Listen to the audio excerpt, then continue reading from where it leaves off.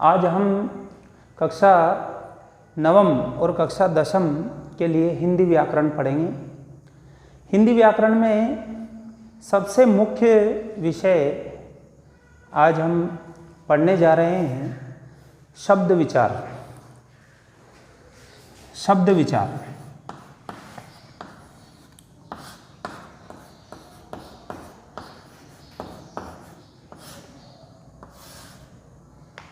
प्रत्येक भाषा का अपना एक निश्चित क्रम, एक निश्चित विधान, एक निश्चित संरचनात्मक ढांचा होता है।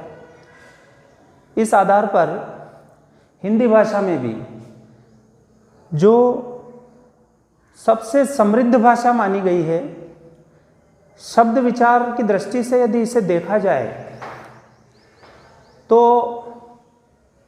छोटे छोटे वर्णों के समूह से को शब्द कह देते हैं। वर्णों के समूह शब्द कहलाते हैं। लेकिन वर्णों के समूह कैसे? जिसका कोई अर्थ निकले। जिसका कोई अर्थ नहीं निकलता है वो निरर्थक शब्द हो जाते हैं। अर्थात भाव यह है कि वह सार्थक होना चाहिए।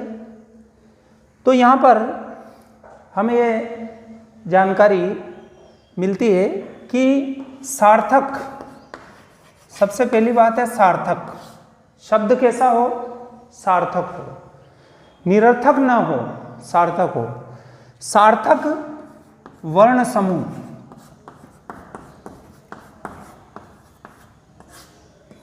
शब्द कहलाते हैं।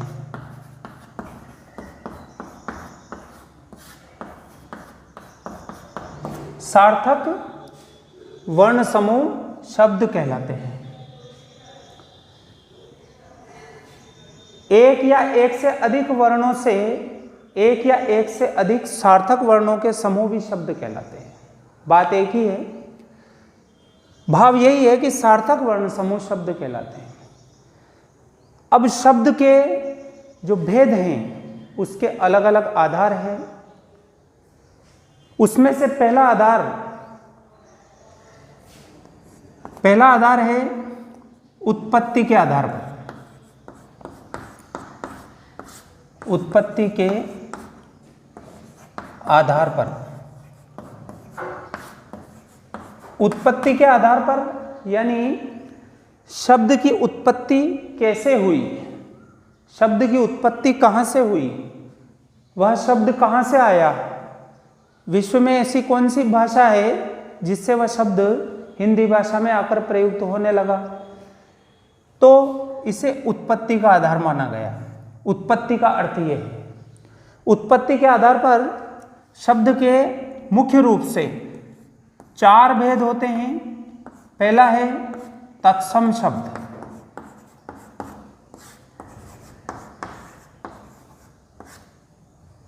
तत्सम शब्द। दूसरा भेद है उत्पत्ति के आधार पर तद्भव शब्द।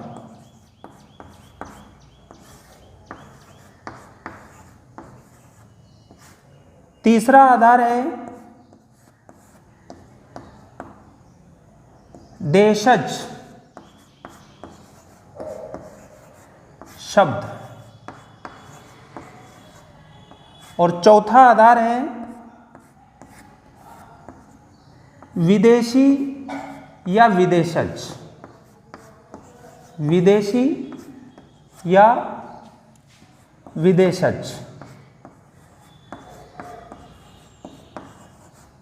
शब्द। उत्पत्ति के आधार पर मुख्य रूप से शब्द के 4 भेद माने गए हैं। 4 भेद होते हैं। पहला भेद है तत्सम शब्द। पहला है तत्सम शब्द। दूसरा है तद्भव शब्द। तीसरा है देशज शब्द। और चौथा है विदेशी या विदेशज। इन शब्दों को यदि हम देखें, इनके स्वरूप को देखें, तो इन शब्दों का अर्थ और इनके बारे में संपूर्ण जानकारी इन शब्दों में ही निहित है। सबसे पहला तत्सम शब्द। तत्सम शब्द तत् प्लस सम, तत् प्लस सम, तत् यानी उसके, सम अर्थात समान, तत् प्लस सम। इस शब्द के यदि हम टुकड़े करेंगे तत्सम शब्द के, तो इसका अर्थ अपने आप सामने आएगा। तत् प्लस सम, तत् यानी उसके, सम यानी समान। किसके समान? संस्कृत भाषा के समान, संस्कृत भाषा के समान, संस्कृत भाषा के समान। अब हम इसकी परिभाषा देने में समर्थ हो गए। तत् प्लस सम, तत् अर्थात उसके, सम अर्थात समान, उसके समान। किसके समान? संस्कृत भाषा के समान। यानी अब हम कह सकते हैं कि वे शब्द जो संस्कृत भाषा से आकर हिंदी भाषा में ज्यों के त्यों प्रयुक्त होते हैं, वे शब्द जो संस्कृत भाषा से आकर हिंदी भाषा में ज्यों के त्यों प्रयुक्त होते हैं, तत्सम शब्द कहलाते हैं। या ये कहें कि वे शब्द जो संस्कृत भाषा से आकर हिंदी भाषा में प्रयुक्त होते हैं और उनका कोई, उनमें किसी प्रकार का कोई परिवर्तन या उनका रूप नहीं बदलता, तत्सम शब्द कहलाते हैं। तो तत्सम शब्द की परिभाषा क्या है? परिभाषा, वे शब्द जो संस्कृत भाषा से आकर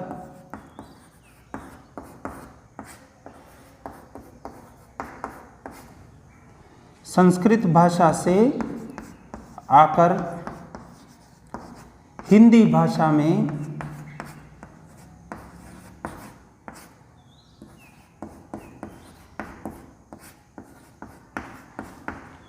ज्यों के त्यों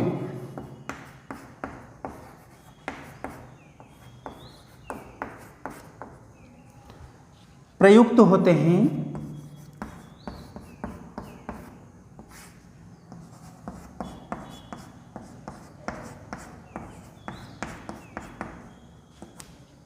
तत्सम शब्द कहलाते हैं।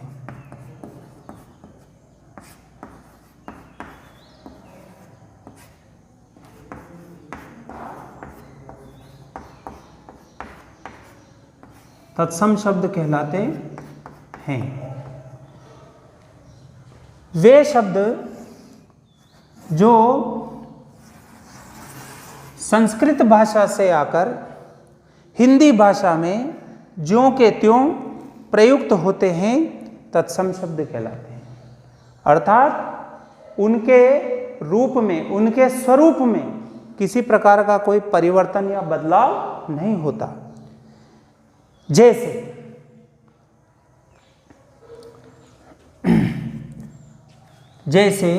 उदाहरण के लिए अट्टालिका,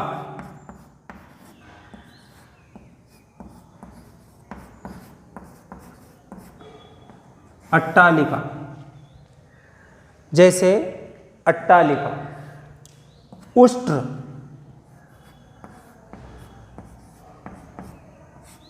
आम्र, गर्दभ,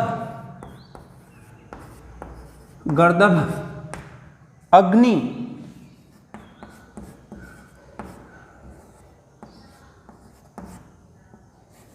क्षेत्र,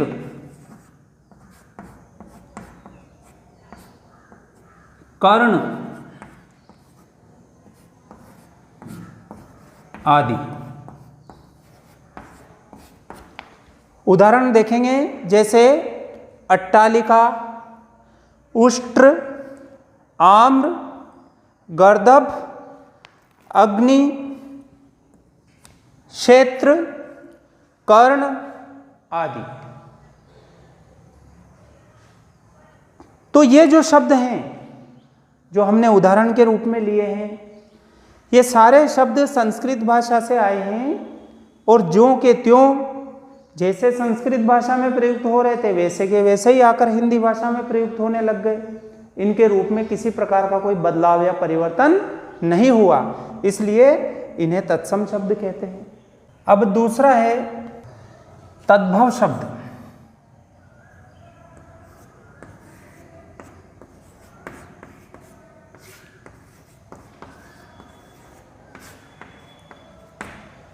तद्भव शब्द का उद्गम भी हुआ तो संस्कृत भाषा से ही है। ये शब्द भी संस्कृत भाषा से आए हैं, लेकिन उच्चारण की सुविधा के अनुसार लोगों ने इन शब्दों को अपने अपने हिसाब से हिंदी भाषा में प्रयोग कर लिया, तो वे शब्द तद्भव शब्द कहलाए। यानी वे शब्द जो संस्कृत भाषा से आकर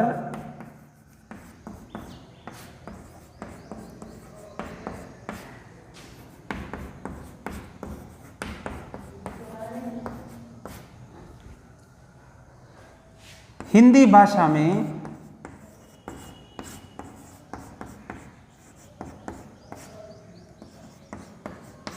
उच्चारण की सुविधा अनुसार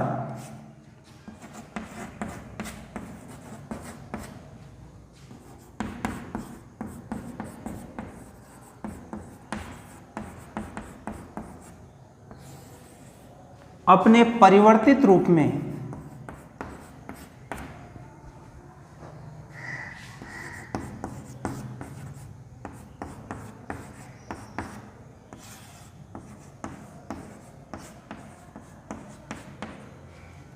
प्रयुक्त होते हैं।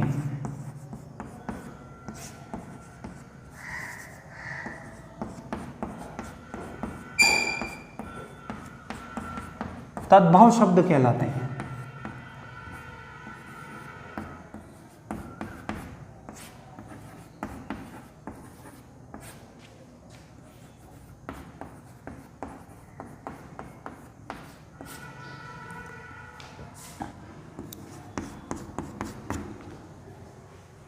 वे शब्द जो संस्कृत भाषा से आकर हिंदी भाषा में उच्चारण की सुविधा अनुसार अपने परिवर्तित मतलब बदले हुए रूप में प्रयुक्त होते हैं, तद्भव शब्द कहलाते हैं। परिभाषा का कोई स्थायी स्वरूप नहीं है, लेकिन ये जो है इसकी परिभाषा है। वे शब्द जो संस्कृत भाषा से आकर हिंदी भाषा में उच्चारण की सुविधा अनुसार अपने परिवर्तित रूप में प्रयुक्त होते हैं, तद्भव शब्द कहलाते हैं। जैसे उदाहरण के लिए अटारी,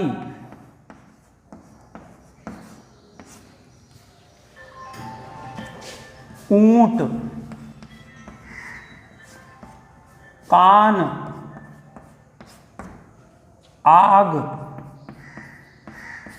गधा, खेत आदि।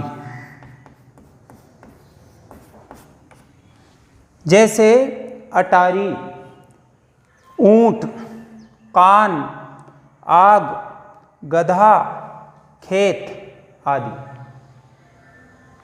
अब यदि हम देखें कि इनका जो मूल रूप है वो क्या था, तो हमारे ये समझ में आ जाएगा कि तत्सम से किस प्रकार ये तद्भव हुए।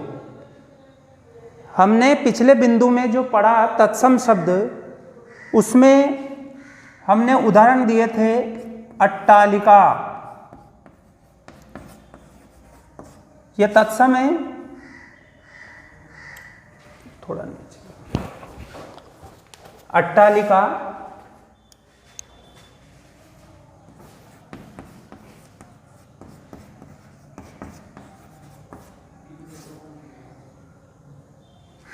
इस अट्टालिका से तद्भव हुआ अटारी।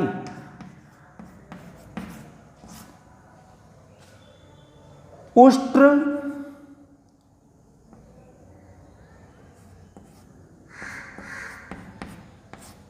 उष्ट्र से तद्भव हुआ ऊंट, ये तत्सम है और ये तद्भव।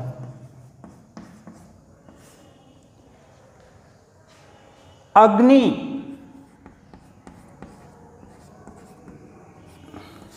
अग्नि का तद्भव होता है आग। गर्दभ,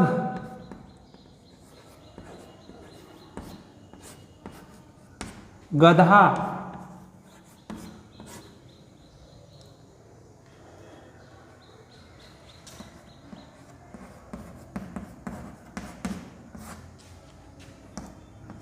गर्दभ, गधा।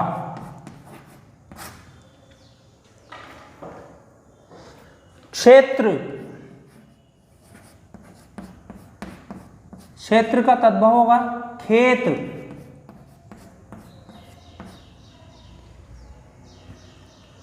कर्ण, कर्ण का तद्भव होगा कान आदि। हमने पिछले बिंदु में पढ़ा और तत्सम शब्द, तत्सम शब्दों के उदाहरण में हमने लिया था अट्टालिका, उष्ट्र, अग्नि, गर्दभ, क्षेत्र और कर्ण। अब ये किस प्रकार से अपने बदले हुए रूप में तद्भव में आ गए, यहां हम देख सकते हैं। अट्टालिका का तद्भव हुआ अटारी, उष्ट्र का तद्भव हुआ ऊंट, अग्नि का तद्भव हुआ आग, गर्दभ का तद्भव हुआ गधा, क्षेत्र का तद्भव खेत, कर्ण का तद्भव कान। इस प्रकार आज हम इन्हीं दो बिंदुओं पर ही चर्चा करेंगे। अगले देशज और विदेशज, दो भेद और इसके शेष हैं, देशज और विदेशज, वो इसके दूसरे भाग में हम उनके बारे में चर्चा करेंगे, उनके बारे में हम पढ़ेंगे। धन्यवाद।